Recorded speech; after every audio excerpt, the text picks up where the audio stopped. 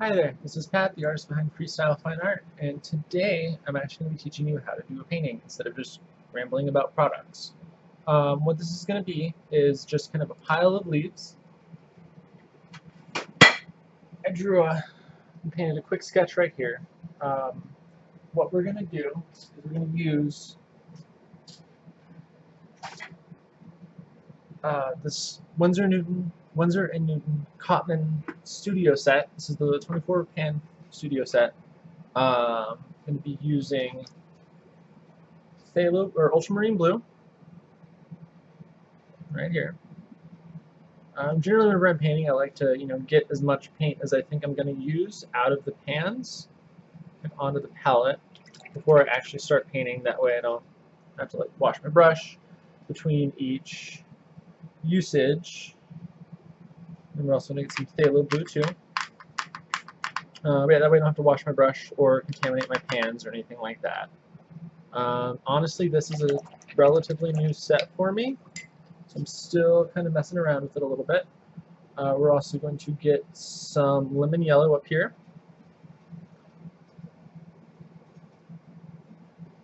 We need a lot of lemon yellow because whenever you're mixing greens, which most of this painting is, it's like 90% yellow, 10% blue.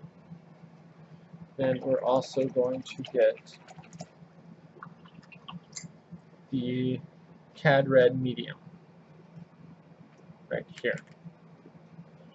And these are going to be the paints that we use for this specific painting. Okay. I am using my Royal and Langnickel soft grip brushes in a size 10 and a size 4. I think I'll need both of these. I'm not sure. We'll see. I generally like using one brush per painting because I like making unnecessary rules for myself. So to start off with drawing this, it's going to be really, really simple. We're not actually going to draw any of the stems of the leaves. That's kind of the thing I like about these style of paintings. And I am drawing this darker than what I want you to draw it. So, random leaf here, random leaf here. This is the tip of the leaf. Then we're going to draw another leaf tip here, another leaf tip here, and then there's going to be,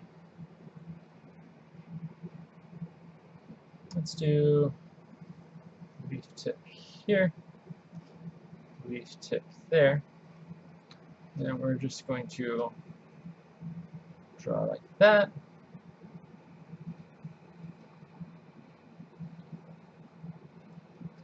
And another here. And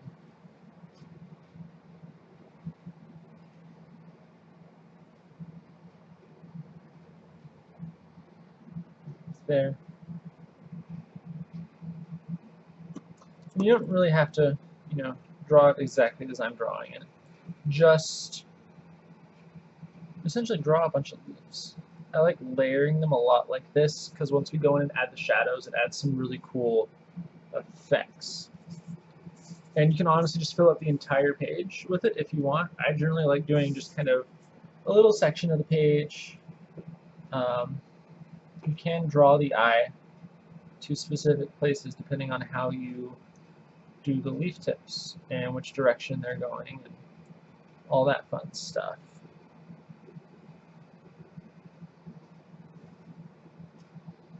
And I'm doing various width leaves. You don't have to do all big leaves, all tiny leaves. I originally thought of this painting using seeing a pile of bay leaves on the floor that I had dropped because I buy my bay leaves in bulk because I refuse to pay $4 for 6 leaves when I go to a place here in town that has, I think it's $3 for an ounce, which is a lot of bay leaf. Okay, so we're going to start off by mixing up a pretty bright green with our phthalo blue and our lemon yellow. This is going to be one of the greens that we work from the most. And we're going to start this one off right here.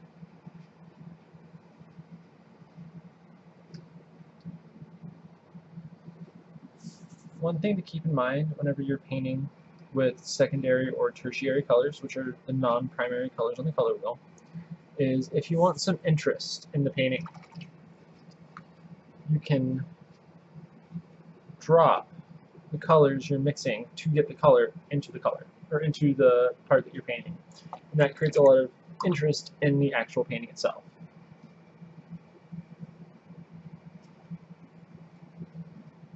Okay. So we're going to skip these two leaves because they're touching that one, and we're going to go down to this one right here, and we're going to paint it in. And we're just going to do this one green. And then we are going to paint this one, that same green. And we'll do this one too.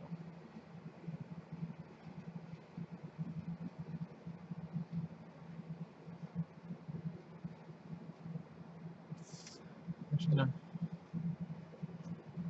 drop a little bit of this blue-green into this one just to kind of make it a little darker. Yeah. Nope. I'm going to actually mix a little bit of red in here to deepen it, make it a little darker and a little moodier. I'm going to paint this one that color. Our goal is to not have every leaf the same color. It's to vary it a little bit. So now I'm going to go ahead and dry this with my fancy dancy heat gun.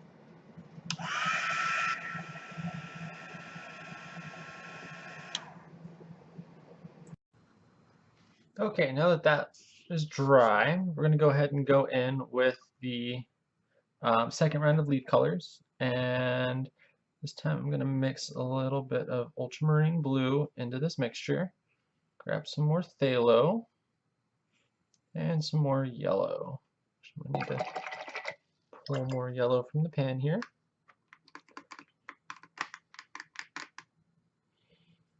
I'm going to mix that in, add a little more ultramarine, just going to darken it up a bit.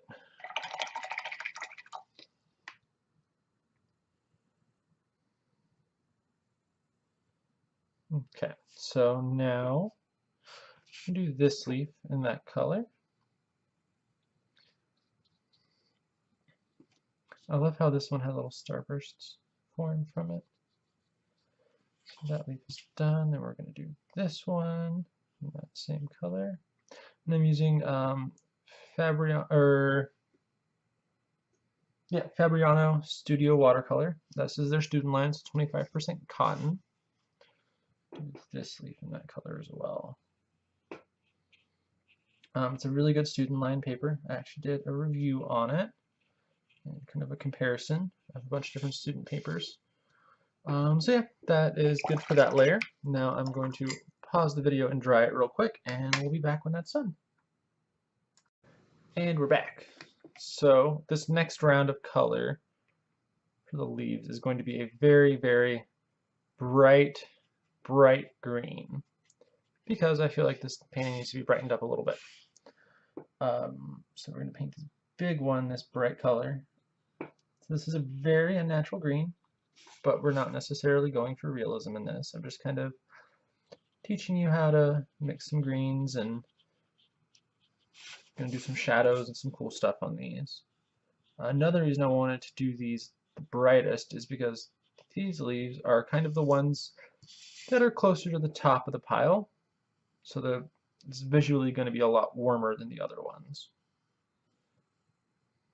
And it'll help kind of create some distance in this. Some depth in the painting.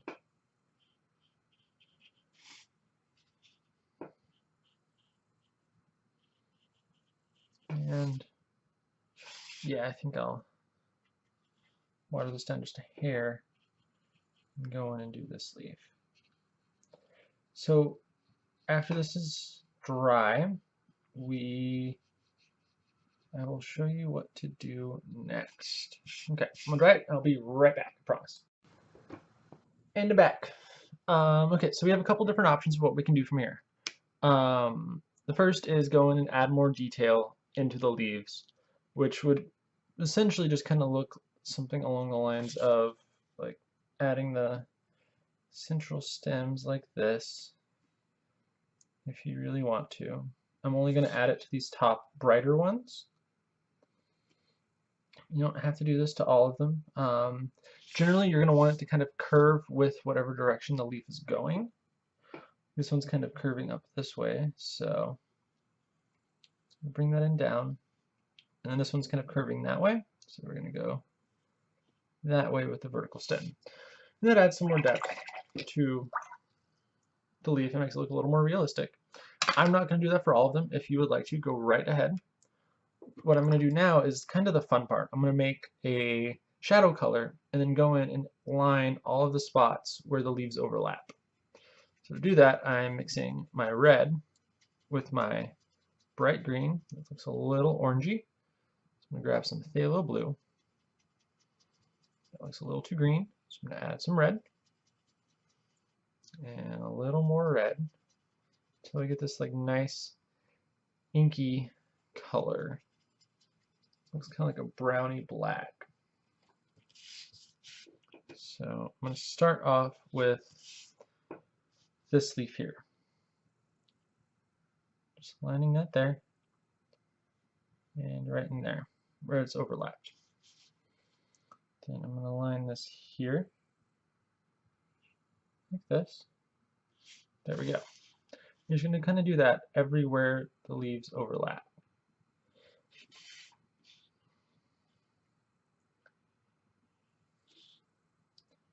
And that kind of helps to create a little bit of depth in the actual painting and make it look like the leaves are actually piled on top of each other instead of just panes of green color.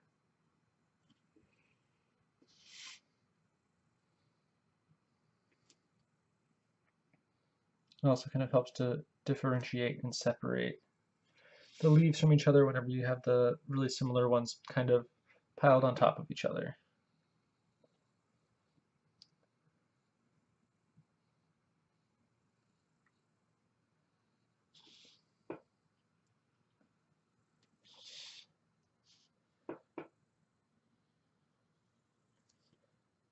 And the reason I mixed my shadowy dark color instead of just using a black or a Payne's gray, something like that, is because I wanted this piece to have color harmony, meaning I wanted it to all kind of work together in a way.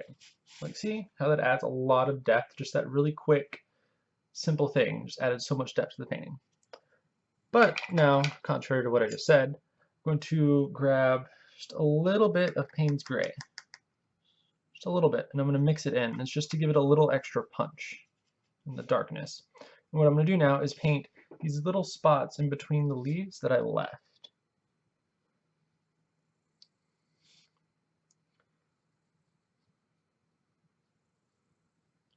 And the reason I'm doing that is because it kind of makes the whole painting look a little darker and brings out the highlighted colors more.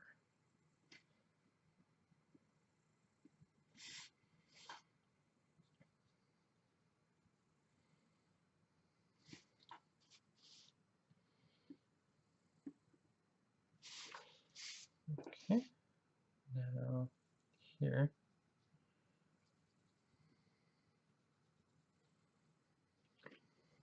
Anytime you paint something, you give something a shadow, it gives it visual weight, which is something that you always want to do in painting. It's something I see a lot of people who are new to art not really realize. Like, they'll do a still life with like a coffee cup or what have you, but they won't paint the shadow of where the coffee cup meets the table, and that kind of makes it look pretty amateurish, which, if that's the style you're going for, awesome, kudos to you, keep it up, have fun, you do you, boo, I ain't gonna judge.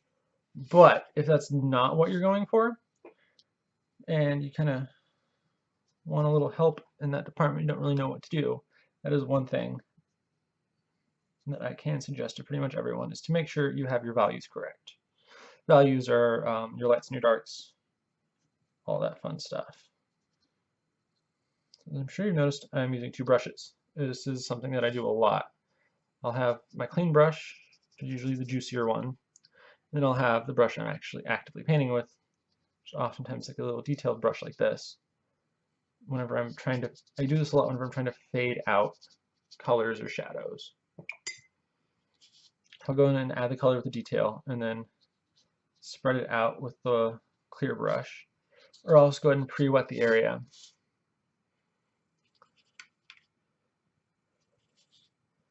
Like this.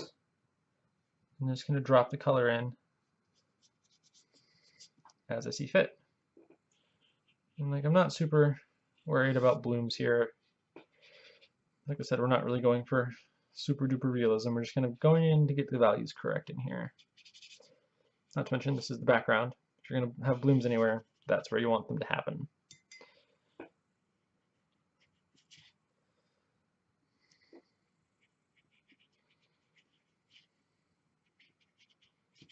Yeah, that is the painting. It's really simple. I like to do this with various different colors whenever I'm mixing like a new blue or something like that to try and figure out what kind of purples or greens it'll make, is I'll do something like this and I'm just gonna like, oh, okay, cool. If I like use, you know, a little too much yellow, it'll go this way. If I use too much red, it'll go a different way. But yeah, this is the painting. Sign the bottom in whatever way you see fit.